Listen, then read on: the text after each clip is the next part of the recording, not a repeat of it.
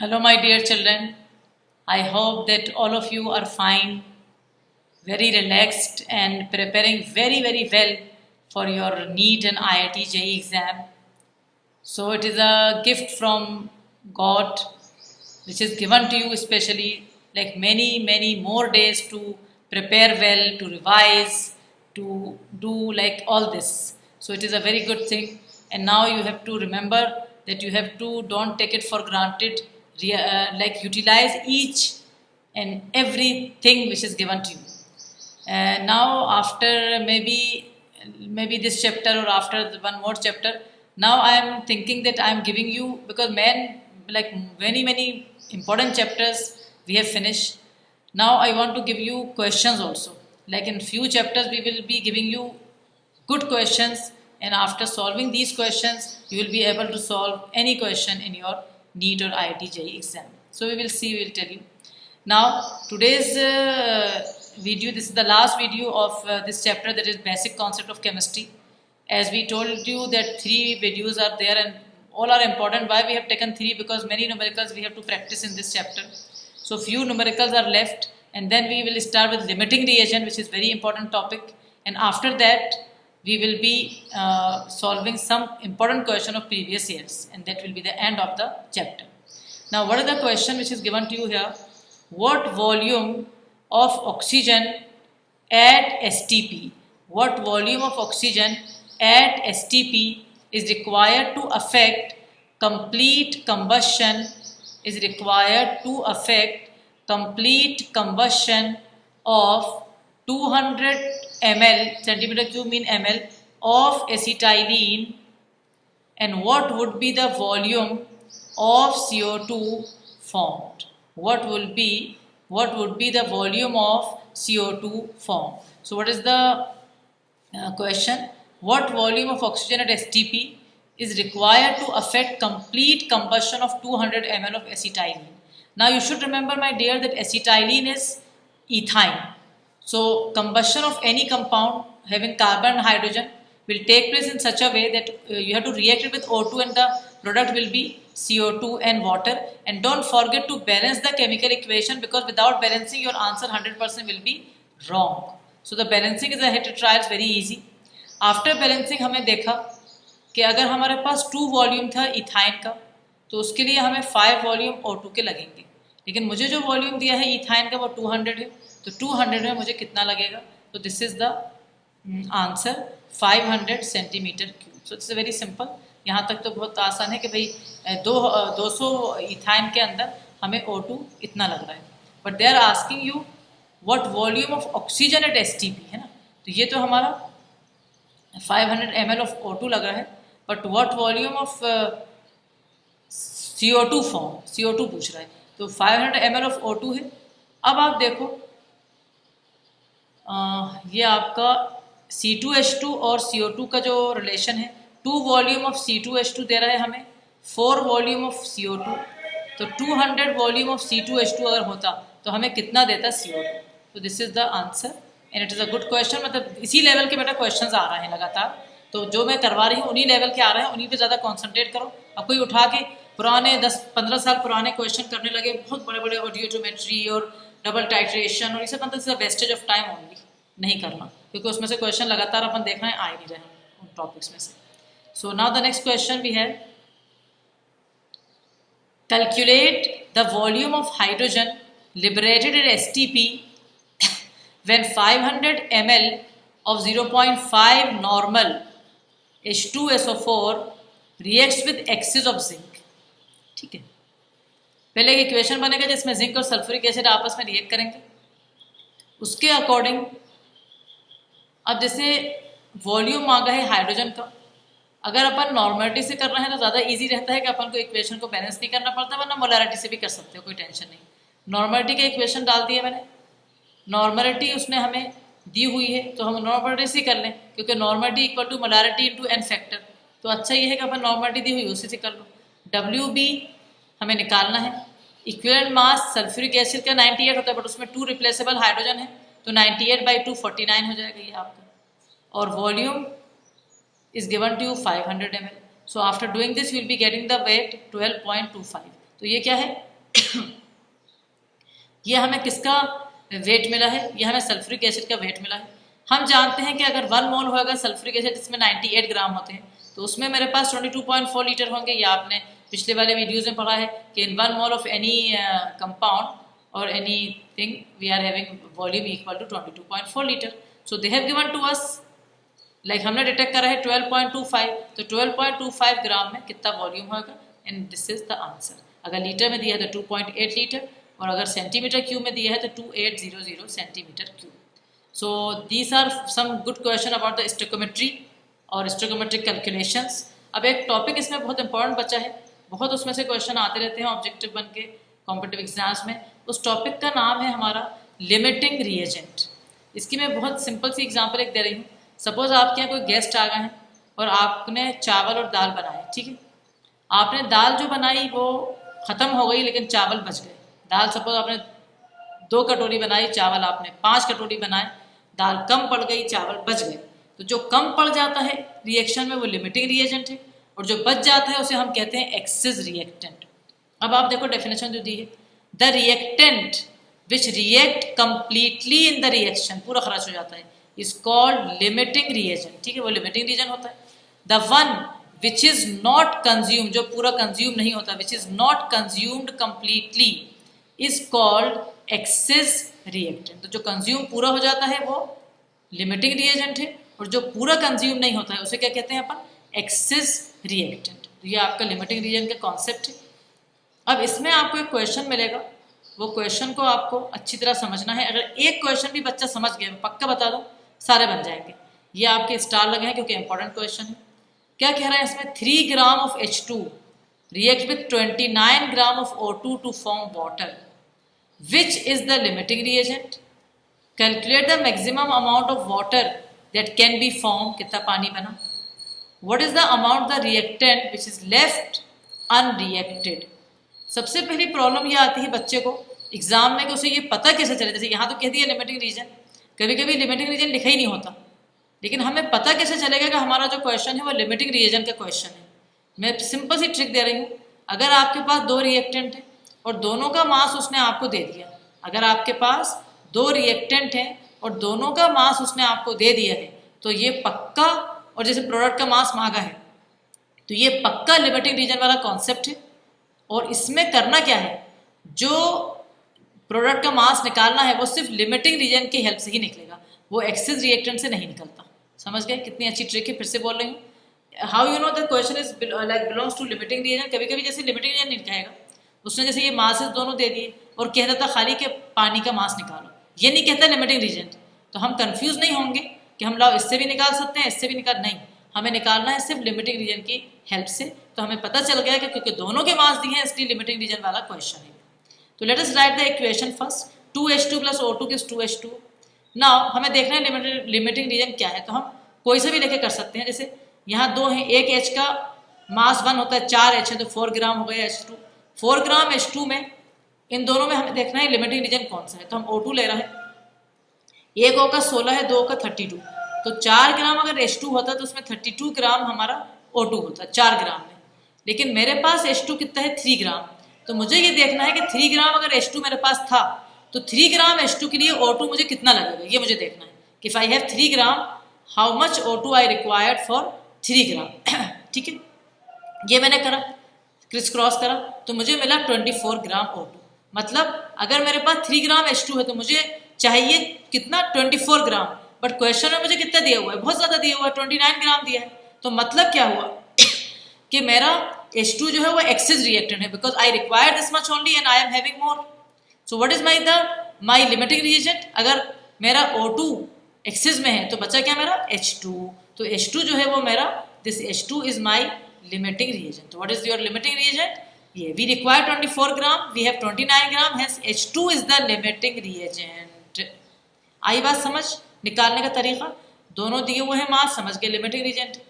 Limiting reason के निकालने का तरीका, दोनों मासेस को पहले मोलार मास निकाल लो उनका, फिर एक किसी का भी लेके देखो उसमें कितना चाहिए, उससे हमें समझ में आ जाएगा। अब आपको जो वाटर निकालना है सेकेंड स्टेप में, ये आपको सिर्फ H2 की मदद से निकालना है, O2 से नहीं निकालना, because O2 is your excess reactant. Please be very careful.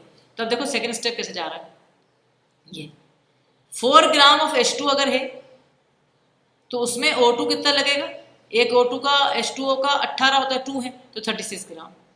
लेकिन मेरे पास कितना था H2, ये क्वेश्चन में 3 ग्राम, तो 3 ग्राम में मुझे कितना लगेगा वाटर, ये हो गया आपका, ये आपका आ गया 27 ग्राम। ठीक है, इतना पानी निकलेगा।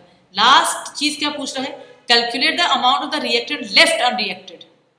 कौन अनरिएक्टेड रह गया, ये तो रिएक्ट कर रहा है, अनरिएक्टेड कौन रह गया, ऑक्सीजन, जो कि हमारा एक्सिस में था कितना मेरे पास 29, और मुझे लगना कितना था 24, तो 29 में से 24 निकालोगे तो इतना बच गया, कौन, O2। जो एक्सिस वाला है वही लेफ्ट होता है हमेशा। तो ये क्वेश्चन को आप एक दफ़ा 2 दफ़ा देख लोगे, कर लोगे, तो सारे क्वेश्चन लिमिटिंग रीजन के आपके इसी कॉन्सेप्ट के बनेंगे और आपसे बच जाएंगे। नेक्स्ट आ जाइए आप, what volume of H2 gas at STP, कितना H2 गैस का volume of H2 gas at STP would be liberated by the action of 50 ml of dilute H2SO4 of 40% purity and having a density of 1.3 gram per ml on 20 gram of zinc. काफ़ी अच्छे level का question है।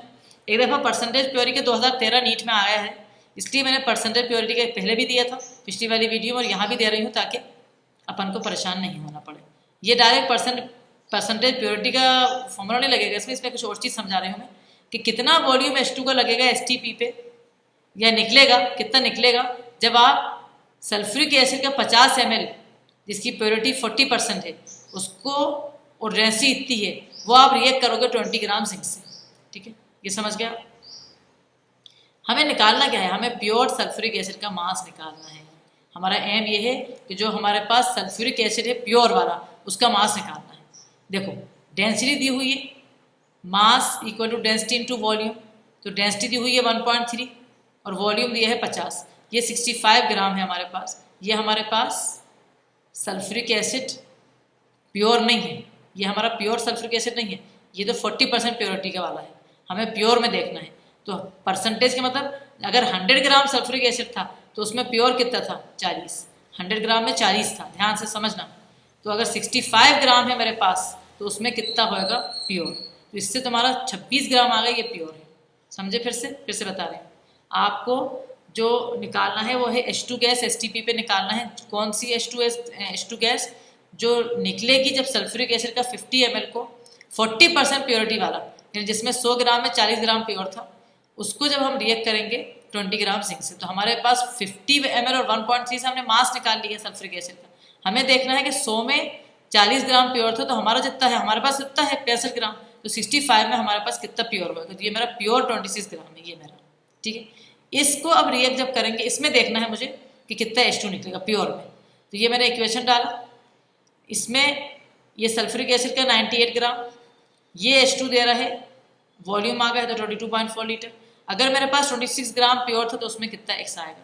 ये बहुत अच्छे question है बेटा, इनको जब तुम करोगे तो तुम्हें खुद अच्छा लगेगा। ये सब लेवल वाले क्वेश्चन है और इनको करके आपको परफेक्ट हो जाओगे सारा ये चैप्टर पढ़ के, तीनों वीडियोज़, कि आपसे पक्का बनेगा फाइनल में एग्जाम, जो फाइनल एग्जाम है उसमें क्वेश्चन बन जाएगा। अब ये कुछ चीज़ें ऐसी हैं जो कि बहुत ज़्यादा आजकल नहीं आ रही हैं, अभी कुछ सालों से, जैसे आप देखोगे 4-5 साल से, 3-4 साल से, तो ऐसे ये नहीं आ रहा है ज़्यादा, बट ये है कोर्स में, तो इसलिए अपन थोड़ा सा पढ़ लेते हैं। Methods of determining the equivalent masses, methods of determining the equivalent masses. इसका पहला है metal displacement method. The first one is metal displacement method, metal को डिस्प्लेस करने वाला।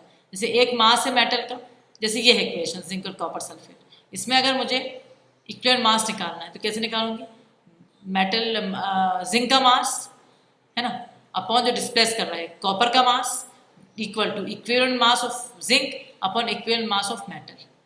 ठीक है, इससे करने के बाद तो मास ऑफ मेटल जो ऐड कर रहा हूँ अपॉन मास ऑफ मेटल जो डिस्प्लेस हो रहा है, जिंक डिस्प्लेस हो रहा है, इक्वल टू इक्विवेलेंट मास जो मेटल ऐड कर रहा हूँ direct proportionality upon equivalent mass of metal displace. तो सिंपल ये समझ आ जाए।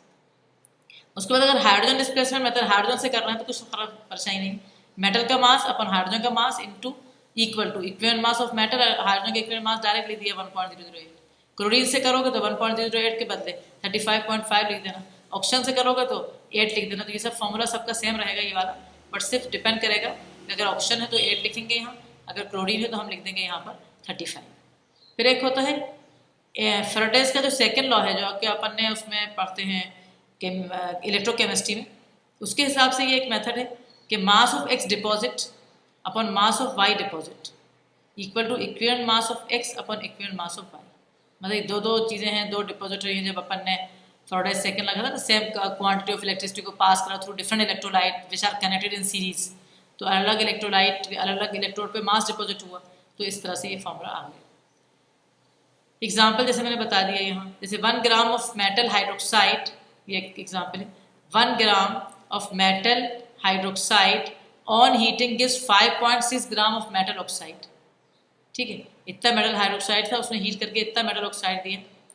Then the equivalent weight of metal can be determine as, equivalent weight metal hydroxide का या अपॉन मेटल ऑक्साइड का equivalent weight equal to weight of metal hydroxide upon weight of metal oxide. सब में मतलब सबका फॉर्मूलाज देखो एक जैसे ही लग रहा है, कोई खास फर्क नहीं है, but not coming very much. आ तो सकते हैं लेकिन इतने ज़्यादा नहीं आ रहे। अब उसके बाद नेक्स्ट हेडिंग है एटॉमिक मास को डिटरमिन करने की। तो methods of determination of atomic mass, atomic mass को हम कैसे डिटरमिन करेंगे।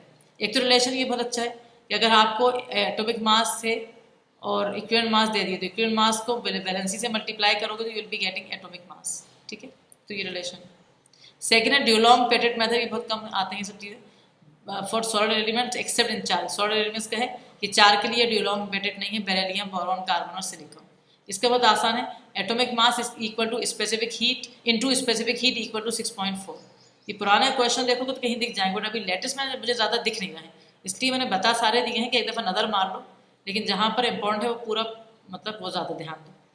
थर्ड है हमारा from ratio of heat capacities. अभी तो अपन ने पढ़ा हुआ था स्टेट ऑफ मैटर में भी, थर्मोडायनामिक्स में पढ़ा शायद कि gamma atomicity equal to CP/CV। अगर मोनो एटोमिक है तो 1.66 आएगा गामा, अगर डाई एटोमिक है तो 1.40 आएगा, ट्राई एटोमिक है तो 1.30 आएगा, टेट्रा एटोमिक है तो 1.26 आएगा। तो ये अपन ने देख लिया था। इसके हिसाब से हमें एक फॉर्मूला पता है कि 2 into vapour density equal to molecular mass. अगर आपको 2 इंटू वेपर डेंसिटी आप मल्टीप्लाई करोगे तो आपके पास क्या आएगा, मॉलिक्यूलर मास। और एटॉमिक मास क्या होता है, equal to molecular mass divided by atomicity. Molecular mass divided by atomicity, ये एटॉमिक मास का भी फॉर्मूला है। फिर वोलेटाइल क्लोराइड मेथड भी कभी कभी आ चुका है पहले। वोलेटाइल क्लोराइड मेथड का फॉर्मूला याद कर लो बस, 2 into vapour density upon equivalent mass plus 35.5। कभी कभी देखा था मैंने ऐसे क्वेश्चन शुरू में कि एक वैलेंसी है हमारी और हमसे उसने मॉलिक्यूलर मास मांग लिया, तो हम पहले इक्विवेलेंट मास निकालेंगे, वेपर डेंसिटी दे दी जैसे, तो इक्विवेलेंट मास निकालेंगे, फिर हमने जब इक्विवेलेंट मास निकाल लिया उसको वैलेंसी से मल्टीप्लाई करो तो एटॉमिक मास आ गया। तो ये सारे क्वेश्चन मतलब इक्वेशन मैंने सारा कुछ पढ़ा दिया है ताकि बाय द वे आपकी किस्मत में ये आ जाए, तो आप फिर परेशान हो जाओगे यार हमने पढ़ा नहीं है, इसलिए पढ़ लो, इसको भी पढ़ लो, आपके पास टाइम इतना है तो आप क्यों छोड़ रहे, बस सब चीज़ पढ़ लो, अच्छी बात है। नेक्स्ट आपके अब ये ख़त्म हो गया पूरा चैप्टर।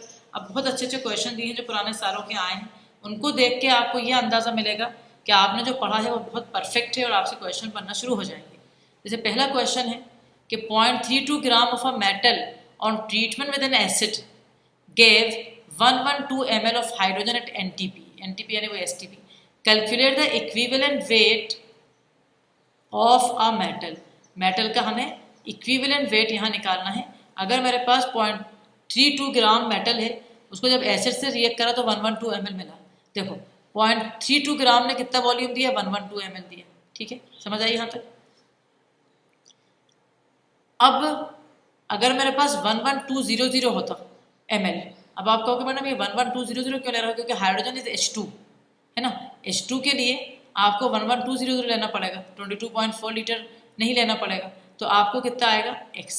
तो x की वैल्यू आपकी आ रही है 32, क्योंकि इक्विवेलेंट मास आपको पता है कि इक्विवेलेंट मास का कॉन्सेप्ट लगा रहे हैं आप यहाँ पर। तो equivalent mass with an acid gave 112 ml of hydrogen at NTP। Metal जो है हाइड्रोजन दे रहे हैं ना NTP पे, तो इक्विवेलेंट वेट के लिए अपन को उसको वैलेंसी से डिवाइड करना पड़ेगा। एक हाइड्रोजन अकेले की +1 है लेकिन 2 की +2 हो जाएगी, तो डिवाइड बाई 2 जब करोगे तो वॉल्यूम भी कम आएगा, मतलब आधा हो जाएगा, कम नहीं आधा हो जाएगा। तो इतने वॉल्यूम में कितना आ रहा है, तो ये चीज़ इंपॉर्टेंट थी, ये ध्यान से देखो। इसका आंसर 32। तो ये MU के अलावा एक आता था किसी और कॉम्पिटिटिव एग्जाम में सेम के सेम क्वेश्चन उठ के आ गया था।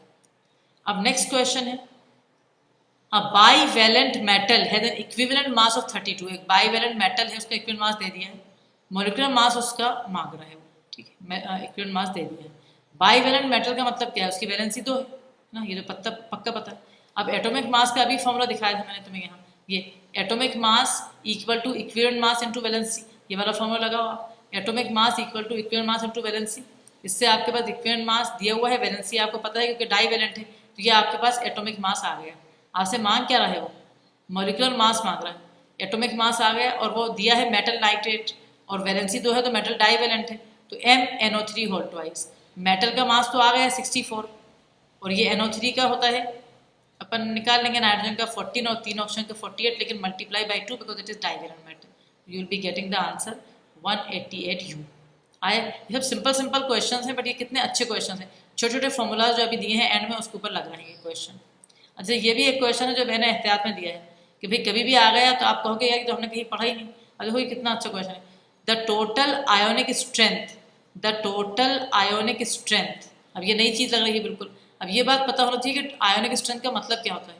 टोटल आयोनिक स्ट्रेंथ का मतलब होता है total molarity of all the ions. कितनी छोटी सी चीज़ है, लेकिन अगर हमें नहीं पता तो हमसे क्वेश्चन छूट जाएगा कि ionic strength mean total molarity of all the ions. तो the total ionic strength containing 0.2 molar sulphuric acid copper sulphate and 0.1 molar aluminium sulphate is. अब 0.2 मोलार का मतलब क्या है कि कॉपर 0.2 है और सल्फेट भी 0.2 है, देखो कॉपर 0.2 है और सल्फेट भी आपका 0.2। अब 0.1 अल्यूमिनियम सल्फेट का मतलब 0.1 इंटू 2, तो ये हो गया 0.2 मोलार। सल्फेट 3 है, 3 इंटू 0.1 ये हो गया 0.3 मोलार। तो ये टोटल अब जब करोगे दिस एंड दिस, तो ये चारों करोगे तो आपके पास 0.9 आ जाएगा and this is the molarity. तो question is not difficult but the thing is there कि व्हाट इज आयोनिक स्ट्रेंथ, ये हमें पता होना जरूरी है। It is the total molarity of all the ions. Next question जब चलेंगे अपन, ये वाला the molecular formula of resin. Resin वही होते हैं जो बड़े बड़े मॉलिक्यूलर मास से कंपाउंड है, एक बड़ा मॉलिक्यूलर मास का कंपाउंड दे दिया, रेजन है ये। इसका मॉलिक्यूलर मास आपको 206 दे दिया। कह रहा है what would be the maximum uptake of calcium ions by the resin when express in mole per gram resin. अपन जानते हैं कि रेजिन यही होते हैं जो पानी हार्ड वाटर को सॉफ्ट करते हैं ना, वो पढ़ा था अपन ने हाइड्रोजन के चैप्टर में, एक्सचेंज रेजिन मेथड, जिससे अपन परमानेंट हार्डनेस निकालते हैं जिसमें कैल्शियम मैग्नीशियम हट जाता है। तो कह रहा है कि मॉलिक्यूलर फॉर्मूला दे दिया, मॉलिक्यूलर मास दे दिया, कह रहा है कितना रेजिन कैल्शियम को अपटेक करेगा, इसको आप मतलब मोल पर ग्राम में बताना है। तो पहले अपन एक फॉर्मूला लगा लेंगे, ये रेजिन का फॉर्मूला तो है ही। जब कैल्शियम से रिएक्ट करेगा, कैल्शियम की वैलेंसी 2 है आपके पास, तो आपने इसको ऐसे लिखा 2Na, ठीक है। कितने मोल्स हैं इसके, देखो 2 मोल। कैल्शियम के कितने मोल है, 1 मोल। 2 मोल्स के लिए 1 मोल चाहिए। अब आपका मॉलिक्यूलर मास कितना है 206, 2 मोल के लिए कितना है 412 ग्राम। अगर 412 ग्राम रेजिन होता आपके पास तो उसमें कैल्शियम कितना आता है 1 मोल, लेकिन आपको देखना है मोल पर ग्राम। ये देखो स्पेशल चीज़ है, कितना एक्सप्रेस करना पर ग्राम, 1 ग्राम में, तो 1 ग्राम में आपके पास x आया, तो ये आपका आंसर। ये सब क्वेश्चन बहुत आसान है, बट इस सब के लिए पहले चैप्टर बहुत अच्छी तरह, तीनों वीडियोस को बहुत ही ध्यान से अच्छी तरह एक एक वीडियो को देखना है, सारे न्यूमेरिकल्स जो मैंने करवाए हैं करना है, और उसके बाद फिर अलग से भी प्रैक्टिस करना है। Now the next question, the number of moles of H2 molecules required to produce 20 moles of ammonia through Haber's process। ठीक है, क्या कह रहा है, नंबर ऑफ मोल्स H2 के बताओ, रिक्वायर्ड वाई, कितने मोल्स H2 के बताओ, to produce 20 moles of ammonia through Haber process, कितने मोल्स H2 के लगेंगे ताकि अमोनिया 20 मोल्स निकले। ये तो बहुत ही डायरेक्ट, ये नीट 2019 का, सोचो कितना आसान था लास्ट का पेपर नीट का, कि ये 3 मोल्स ऑफ H2 दे रहा है, लेकिन वही है कि बैलेंस केमिकल इक्वेशन लिखना बेटा जरूरी है, मगर उसके तो सब कुछ गलत। 3 मोल्स दे रहा है, 2 मोल्स, हमें कितना दिया है उसने 20 मोल्स, 20 मोल्स अमोनिया के कितने देगा, तो ये आंसर आ गया 30। नीट 2018 का क्वेश्चन जरा अच्छे लेवल का था, काफी अच्छा लगता वो क्वेश्चन, अच्छा था वो। A mixture of 2.3 gram of formic acid and 4.5 gram of oxalic acid, है ना। फॉर्मिक एसिड HCOH होता है, ऑक्सैलिक एसिड COH ये बना हुआ है, ये फॉर्मिक एसिड बना है आपका, ये आपका ऑक्सैलिक एसिड बना है। इन दोनों का मिक्सचर के कितने मास का, जब उसको ट्रीट करा हमने सल्फ्यूरिक एसिड कॉन्सनट्रेटेड से, तो the evolve gaseous mixture and, मतलब पहले उसको ट्रीट कर लिया सल्फ्यूरिक एसिड से, फिर जो गैसियस मिक्सचर इवॉल्व हुआ था, बाहर निकला था, जो गैसेस निकली थी बाहर, उनको जब हमने KOH से ट्रीट करा तो वेट बताओ in gram of the remaining product at STP will be. बहुत अच्छा क्वेश्चन है। ये जो रिएक्शन है ना, पहले फॉर्मिक एसिड को जब सल्फ्यूरिक एसिड से रिएक्ट करेंगे, मतलब पहले एक मिनट, हाँ, विद सल्फ्यूरिक एसिड, एक्चुअली ये क्या है, ये डिहाइड्रेटिंग एजेंट है। तो ये पानी को ना इवेपोरेट करेगा तो CO प्लस वाटर आएगा। ऐसी ऑक्सैलिक एसिड में जब इसको डालेंगे तो एक CO, देखो एक CO2 निकल गया, दिख रहा है, एक CO2, एक H बचा है, यहाँ से एक CO निकला और एक पानी, तो CO2 plus CO plus water. ये मतलब ये वाला वाकई में क्वेश्चन कह रहे थे कि A लेवल का क्वेश्चन है। तो ये CO, ये अपन के जो अपन वहाँ पढ़ते हैं ना, P ब्लॉक पढ़ते हैं जब, तो P ब्लॉक में जब कार्बन फैमिली पढ़ते हैं उसमें ये NCERT में दिए हुए हैं। फॉर्मिक एसिड देता है CO और वाटर, और ये पूरे NCERT में दिए हुए हैं, जहाँ पर दिया है प्रिपरेशन ऑफ कार्बन मोनोऑक्साइड। तो कोई नई चीज़ नहीं है कि आपने पढ़ी नहीं है, बच्चे को NCERT में ही मिल गई डायरेक्ट। अब इसके बाद उसमें ये बात भी 11th की NCERT में जब अपन वो पढ़ते हैं, जलहाल मेथड पढ़ते हैं, या जब अपन क्वालिटेटिव एनालिसिस पढ़ते हैं, उस क्वांटिटेटिव सॉरी, उसमें दिया हुआ है कि कौन सी गैस KOH एब्जॉर्ब करता है, कार्बन डाइऑक्साइड गैस। लेकिन उसने कहा है कि KOH पैलेट में डाला गैसेस को तो CO2 तो एब्जॉर्ब हो जाएगी। वो कह रहा है कि रिमेनिंग प्रोडक्ट यानी CO के बारे में पूछ रहा है। कितना बढ़िया क्वेश्चन है, देखो। तो यहाँ पर अपन ने ये तो लिख लिया इक्वेशन। अब यहाँ देखो क्या लिखा है मैंने, when gaseous mixture is pass through KOH solution then only CO2 gas is absorbed, the remaining gas कौन सी बची, CO, और हमें CO का ही मास निकालना है। ये बात समझ गए? अब ध्यान से समझो बेटा, ये फॉर्मिक एसिड का जो भी मॉलिक्यूलर मास है ये है 46। तो हम पहले नंबर ऑफ मोल्स निकालना है, तो हमने क्या करा, देखो आप, ये फॉर्मिक एसिड के नंबर ऑफ मोल्स के लिए फॉर्मिक एसिड का मॉलिक्यूलर मास ये है, ये उसका वेट है, तो ये 1/20 मोल आ गए। ऐसे ही ऑक्सैलिक एसिड के जो मॉलिक्यूलर मास है वो 90 है और 4.5 ग्राम उसका वेट दिया है, तो ये 1/20 आ गया। दोनों के 1/20 और यहाँ पर भी CO 1 मोल है, ये भी 1 मोल, तो ये भी 1/20 रहेगा। यहाँ भी 1 है तो ये भी 1/20, तो टोटल CO 2/20 हो जाएंगे। Total number of moles of CO2 कितने जाएंगे, 2/20। टोटल नंबर ऑफ मोल्स है मेरे पास, मॉलिक्यूलर मास मुझे CO का पता है और मुझे ये फॉर्मूला भी पता है कि number of moles equal to weight upon molecular weight. तो मुझे वेट निकालने में कोई भी दिक्कत नहीं आएगी। Number of moles 2/20, weight 28, you will be getting 2.8 gram. और ये कोई बहुत दूर का क्वेश्चन नहीं है, ये नीट 2018 का क्वेश्चन है, जो कि बहुत ही प्यारा और बढ़िया क्वेश्चन है। अब आ जाइए आप नेक्स्ट क्वेश्चन पे। ये है, क्या कह रहा है नेक्स्ट क्वेश्चन में, in which case is number of molecules of water maximum. ये बहुत कॉमन क्वेश्चन है, जो बहुत आता रहता था और आता रहता है, अभी भी आ जाएगा। तो इसके अंदर ये भी किसी साल का है, लिखा नहीं चाहिए इसमें। ये बहुत सारे हैं, सबको कर करके देख लो फटाफट, सबको करके दिखा दिया मैंने ताकि समझ जाओ करना क्या है। जैसे पहले केस में मोल्स ऑफ वाटर कितना है, ये 0.00224 litre divide by volume STP वाला, तो ये 10 to the power -4 आ गया, है ना। ये तो मोल्स, तो मॉलिक्यूल्स कितने हो गए, इसको मोल्स को मल्टीप्लाई कर दो एवोगाड्रो नंबर्स, ये ऐसे ही अपन करते जा रहे हैं सबका। तो हमने देखा C के अंदर, C में 18 ml वाटर है, यानी 18 ग्राम डिवाइड बाई 18 यानी 1 मोल, तो 1 मोल इंटू Na, तो Na सबसे ज़्यादा नंबर ऑफ मॉलिक्यूल्स किसके पास आ गए, C के पास आ गए। ठीक है, ऐसे कर करके देख लोगे तो आपसे मतलब बन जाएगी, तो आसान है। इसके बाद ये वाला नीट 2016 के फेस 1 में आया था, इसके बाद वाला क्वेश्चन ये भी अच्छा क्वेश्चन था, बट ये वाला question actually states of matter का आ गया है इसमें, लेकिन मोल्स तो मैंने दे दिए।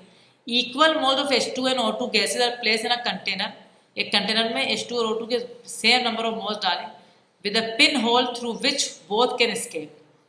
What fraction of oxygen escape in the time required for 1/2 of hydrogen to escape?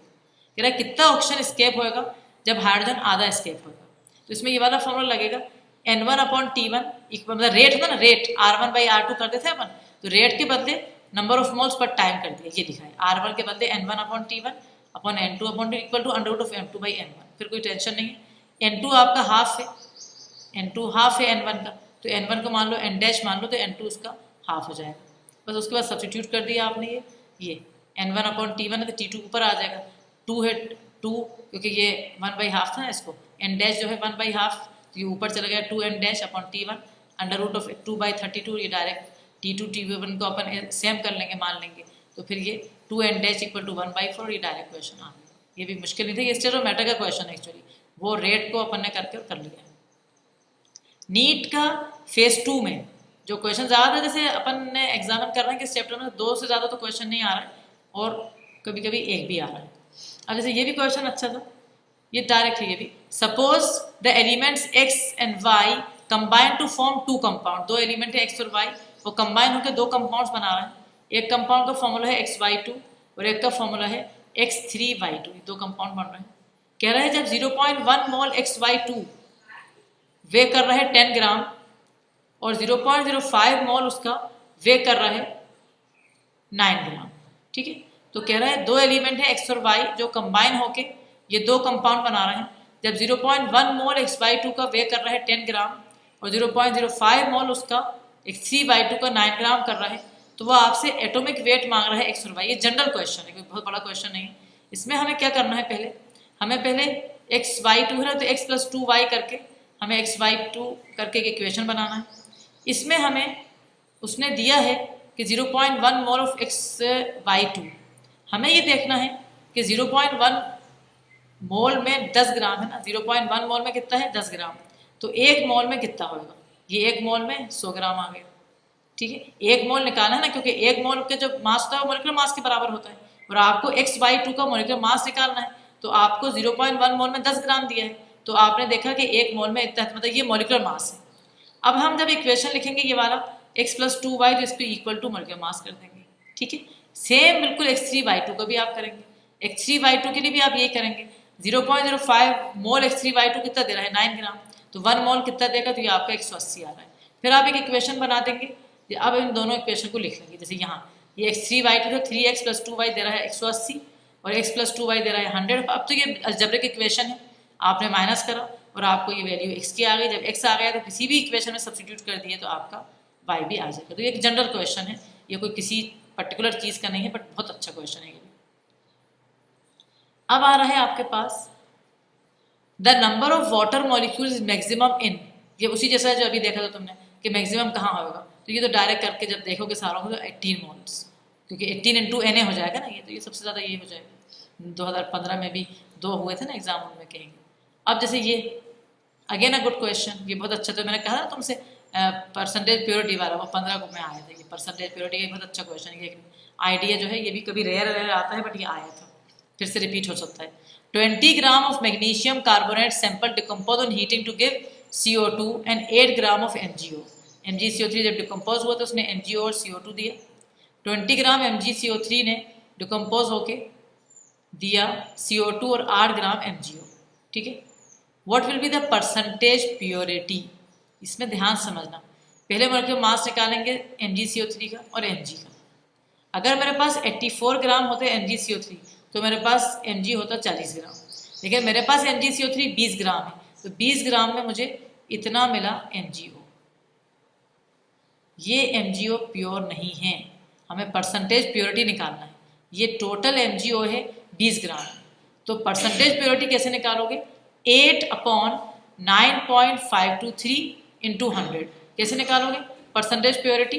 8 gram MgO निकला है, 20 ग्राम में से उसको डिवाइड करोगे टोटल MgO जितना था और मल्टीप्लाई कर दोगे 100 से, तो आपके पास 84% परसेंटेज प्योरिटी आएगी। इस पे ध्यान रखना इस क्वेश्चन पे, क्योंकि ये क्वेश्चन 2015 में आया है, फिर से रिपीट हो सकता है 6 साल बाद। तो वेरी वेरी गुड क्वेश्चन।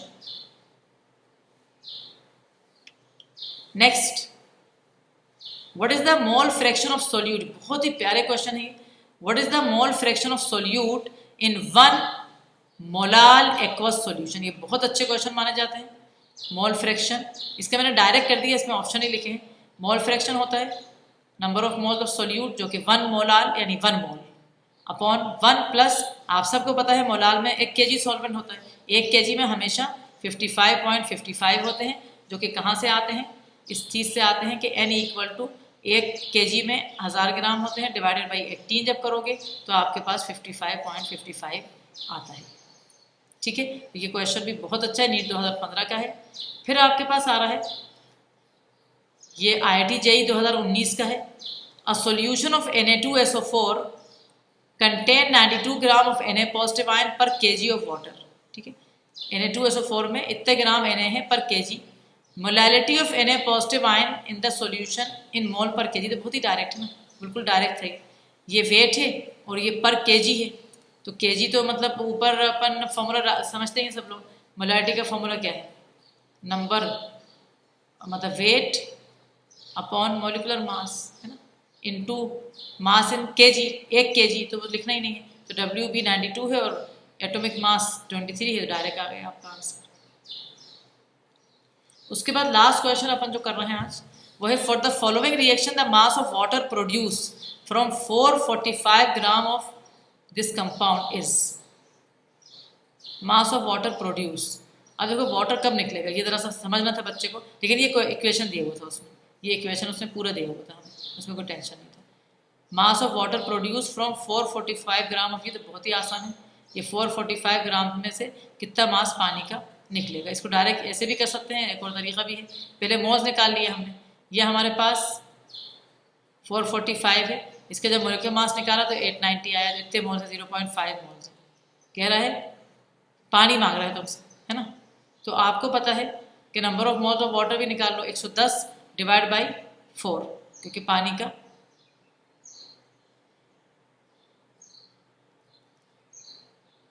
अच्छा ठीक है, मतलब यहाँ पर आपने 0.5 मोल कर लिया ना, तो 0.5 मोल में पूछ रहा है वो, 2 मोल्स में इतने हैं तो 0.5 मोल में कितने निकलेंगे, तो डायरेक्ट आपको number of moles of water कर लोगे ऐसे, तो number of moles of water into molecular mass करोगे मोलैरिटी में मतलब, तो आपका ये आ जाएगा। तो ऐसे भी कर लो, या फिर एक और तरीका है इससे करने का, वो भी आप कर सकते हैं, उसको वैसे भी कर सकते हैं कि आपने mass of water produce from 445 ग्राम, इसका मॉलिक्यूलर मास निकाला, 2 इंटू दिस में पानी 10 इंटू 18, तो 445 में कितना होगा, वो डायरेक्ट वैसे ही करा है मैंने, बट वो आपका डायरेक्ट आ जाएगा।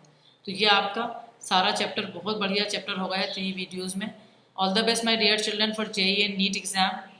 मैं बहुत ज़्यादा आपसे हमेशा ये कह रही हूँ कि आपको टाइम मिला है, आपको करना है, and I hope that you are doing it.